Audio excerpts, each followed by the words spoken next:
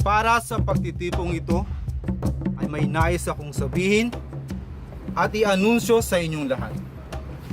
Marahil ay nasa tamang edad na at tamang panahon ng aking anak na si Bulan.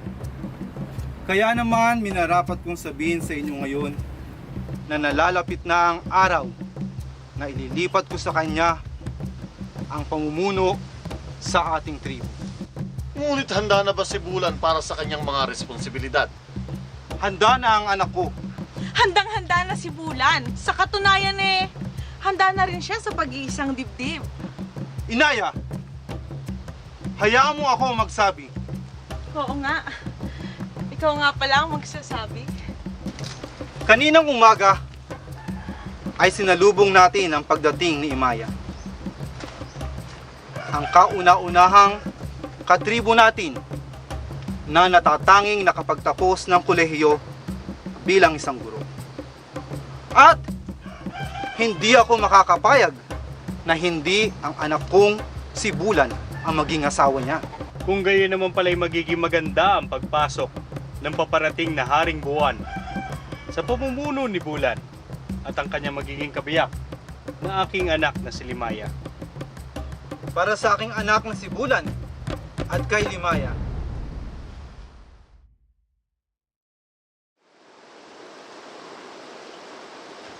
Mukhang nabigla ka sa mga sinabi ni Aman ah. Hindi ko inaasahan ang desisyon ni Aman.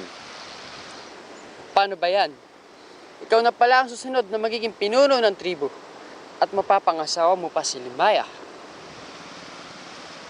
Hindi ko alam kung paano ko haharapin ang lahat ng yun. Pag-isipan mong mabuti. Dahil sigurado akong marami nagmimithi ng disposisyon mo ngayon.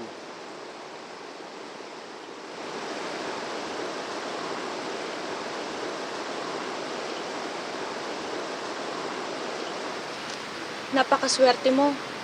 Napakasipag ni Bulan. Napakaresponsable pa.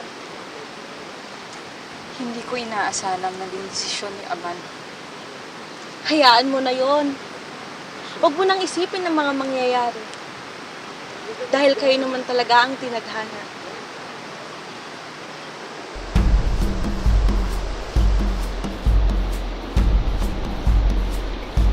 Bulan, kailangan mo na magdesisyon.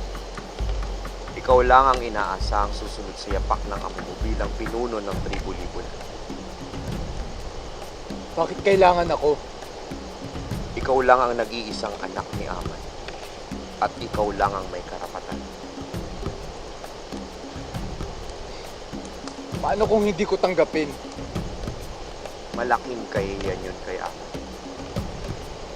Pag-isipan mong mabuti ang iyong mga desisyon.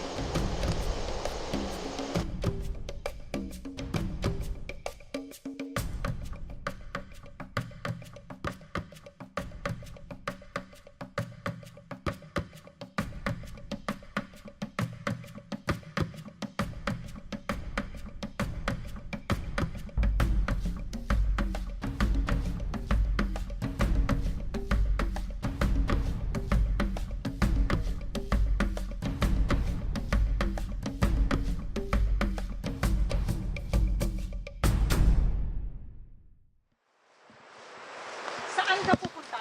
Hayaan mo na ako. Paglabag sa tribo, ang pag-alis ng walang pahintulot ni Aman. Kung may lalabagin man ako, yun na yung pagsuway sa kagustuhan ni Aman. Pero kailanman, hindi naging mali ang sundin ang nararapat para sa sarili mong kagustuhan. Masyado kang makatwiran. Huwag mong isipin na kaya kita hinabol ay para pigilan ka dahil sa gusto kitang ikasal sa akin. Ako man ay nabigla. Ngunit yun ang itinakda. Nag-aral ka at nakapagtapos. Gamitin mo ang isip mo para ituwid ang karapatang para sa sarili mo.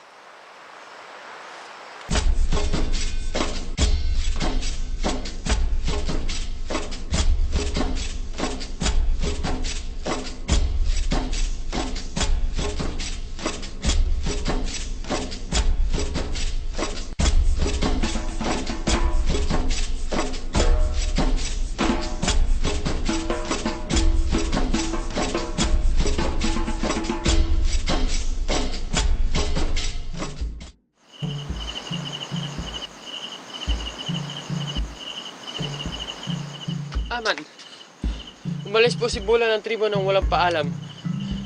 Saan daw ang kanyang tungo? Aman, hayaan muna natin si Bulan makapag-isip at maihanda ang kanyang sarili sa kanyang haharaping mga responsibilidad. Suway na bata!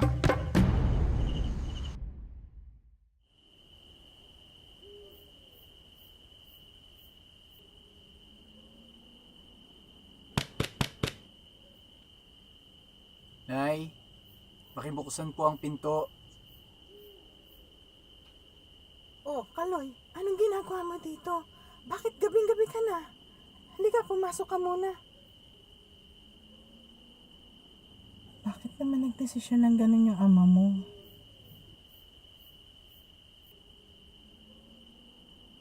Hindi ko rin po alam. Hindi ko po alam kung kaya ko na bang mamuno at magdesisyon para sa lahat. Alam mo, kung nabubuhay lang ang mama mo, sigurado ko maintindihan ka niya. Pwede po bang dito muna ako sa inyo? Oo naman, apo.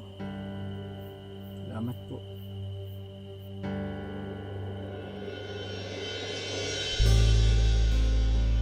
Pansamantala ko munang puputulin na ang lahat ng kaugnayan ko sa tribo. Ngunit hindi ko pa rin kakalimutan ang pinagmula ng lahat ng meron ako. Hindi ko man gustong labagin ang batas ng tribo. Ngunit gagawin ko ito para sa aking pansamantalang sariling paglaya.